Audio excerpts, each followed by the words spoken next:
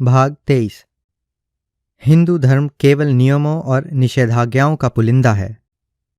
What is called religion by the Hindus is nothing but a multitude of commands and prohibitions. कुछ लोग नहीं समझ सकते कि धर्म के विनाश से मेरा आशय क्या है। कुछ को यह धारणा विद्रोही लग सकती है और कुछ को यह क्रांतिकारी विचार लग सकता है। इसलिए मैं अपनी स्थिति स्पष्ट करना चाहता हूं। मैं नहीं जानता कि क्या आप सिद्धांतों और नियमों में भेद करते हैं या नहीं, लेकिन मैं इनके बीच भेद मानता हूं। मैं न केवल इनको अलग अलग मानता हूं, बल्कि यह भी मानता हूं कि इनमें भेद वास्तविक और महत्वपूर्ण है। नियम व्यवहारिक होते हैं, इनके निर्धारित मानदंड के अनुसार काम करने के प्रथागत रास्ते हैं, परंतु सिद्धांत बौद्धिक होते हैं। ये चीज़ों को परखने के उपयोगी साधन है। ये नियमकर्ता को बताते हैं कि किसी कार्य को करने के लिए कौन सी कार्यविधि अपनाई जाए। सिद्धांत कोई निश्चित कार्यविधि निर्धारित नहीं करते। नियम खाना बनाने की विधि की तरह बताते हैं कि क्या किया जाए और कैसे किया जाए। सिद्धांत जैसे न्याय के सिद्धांत प्रमुख शीर्ष बताते हैं, जिसके संदर्भ में उसे अपनी इच्छाओं और लक्ष्यों के दिशाकोण पर विचार करना होता है। ये उसे सुझाव देकर उसका मार्गदर्शन करते हैं कि उसे किन महत्वपूर्ण बातों को ध्यान में रखना चाहिए। नियम और सिद्धांतों का भेद उसके किए गए कार्य के गुण और विषय वस्तु से अंतर्स्पष्ट हो जाता है। कोई अच्छा कार्य करना जिसे नियम अच्छा मानते हैं तथा सिद्धांतों के परिप्रेक्ष्य में अच्छा कर्म करना दो अलग अलग बातें हैं। सिद्धांत गलत भी हो सकता है, लेकिन इसके अंतर्गत किया गया कर्म सचेतन होता है और इसका एक उत्तरदायित्व होता है। नियम सही हो सकता है और इसके अंतर्गत किया गया कर्म मशीनी होता है। कोई धार्मिक कर्म सही कर्म ना भी हो, किंतु इस कर्म का एक उत्तरदायित्व होता है। इस उत्तरदायित्व के कारण धर्म केवल सिद्धांतों पर आधारित होता है।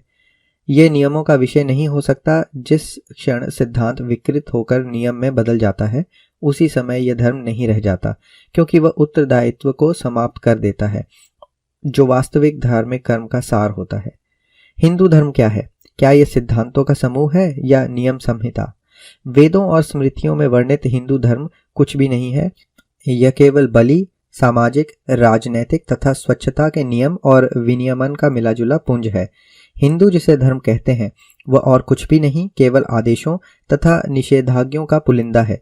आध्यात्मिक सिद्धांतों के रूप में धर्म यथार्थ में सार्वभौमिक होता है, जो सारी प्रजातियों और देशों पर हर काल में समान रूप से लागू होता है। ये तत्व हिंदू धर्म में विद्यमान नहीं है, और यदि हैं भी तो ये हिंदू के जीवन को संचालित नहीं करते। हिंदू के लिए धर्म शब्द का अर्थ स्पष्ट रूप से आदेशों और निषेधाज्ञों से है, और धर्म शब्द वेदों और स्मृतियों में इसी अर्थ में प्रयुक्त हुआ है तथा ऐसा ही टीकाकारों द्वारा समझाया गया है। वेदों में प्रयुक्त धर्म शब्द का तात्पर्य धार्मिक अध्यादेशों या अनुष्ठानों से है। यहाँ तक कि जेमिनी ने अपनी पूर्व मीमांसा में धर्म की परिभाषा इस प्रकार की है: एक इच्छित लक्ष्य या परिणाम जो आदेशार्थ है, जिसे वैदिक परिच्छेदों में बताया गया है। सरल और सीधी भाषा में कहा जाए तो हिंदू धर्म को कानून या अधिक से अधिक कानूनी वर्ग नीति मानते हैं। स्पष्ट रूप से कहा जाए तो मैं इस अध्यादेशीय संहिता को धर्म मानने से इनकार करता हूँ। गलत रूप से धर्म कही जाने वाली इस अध्यादेशीय संहिता की पहली बुराई यह है कि यह नैतिक जीवन की स्वतंत्रता और स्वेच्छा से वंचित करती है तथा बाहर से थोपे गए नियमों द्वारा चिंतित और चाटुकार बना देती है। इसके अंतर्गत आदर्शों के प्रति निष्ठा नहीं है, केवल आदेशों का पालन करना ही आवश्यक है।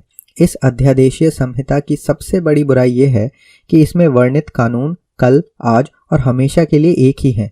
ये कानून असमान है तथा सभी वर्गों पर समान रूप से लागू नहीं होते। इस असमानता को चिरस्थायी बना दिया गया है, क्योंकि इसे सभी पीढ़ियों के लिए एक ही प्रकार से लागू किया गया है। आपत्तिजनक बात यह नहीं है कि इस संहिता को किसी पैगंबर या कानूनदाता कहे जाने वाले महान व्यक्ति ने बनाया है। आपत्तिजनक बात यह है कि इस संहिता को अंतिमता व स्थिरता प्रदान की गई है। मन की प्रसन्नता किसी व्यक्ति की अवस्थाओं तथा परिस्थितियों के अनुसार बदलती रहती है। मन की प्रसन्नता अलग अलग व्यक्तियों के लिए अलग अलग काल में भी बदलती रहती है। इस स्थिति में मानवता कब तक शिकंजे में जकड़े और अपंग बने रहकर इस बाहरी कानून की संहिता को सहन कर सकती है? इसलिए ये कहने में मुझे कोई झिझक नहीं है कि ऐसे धर्म को नष्ट किया जाना चाहिए तथा ऐसे धर्म को नष्ट करने का कार्य अधर्म नहीं कहलाएगा। वास्तव में मैं कहता हूं कि आपका परम कर्तव्य यह है कि आप इस मुखौटे को उतार दो जो गलत रूप से कानून को धर्म बताता है। आपके लिए यह एक आवश्यक कार्य है। एक बार आप लोगों को साफ साफ बता देते हैं कि यह धर्म धर्म नहीं है, यह वस्तुतः एक कानून है, तब आप यह कहने की स्थिति में होंगे कि इसमें संशोधन किया जाए या इसे समाप्त किया जाए।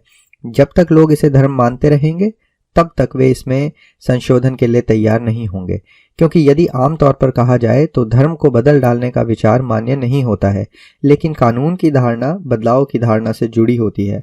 और जब आप समझ जाते हैं कि यह धर्म एक पुराना तथा पुरातत्वीय है, तब तो इसे बदलने के लिए तैयार हो जाएंगे, क्योंकि लोग जानते हैं कि कानून बदला जा सकता है।